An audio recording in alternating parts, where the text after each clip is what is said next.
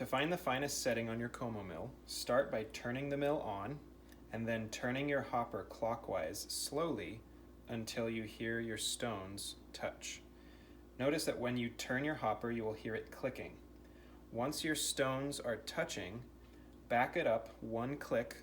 So in other words, turn the hopper counterclockwise one click, and there you have your finest setting.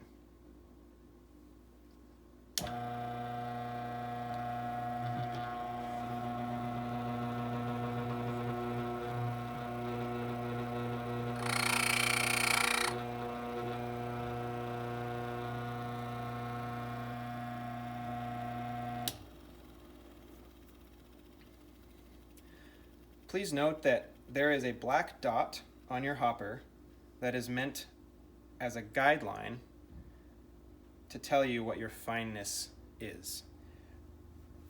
That dot is, as I said, a guideline, not an exact indicator of fineness. So please, rather than relying on the hopper dot, please be sure that you use the method you've seen in this video to find the finest setting of your KoMo mill.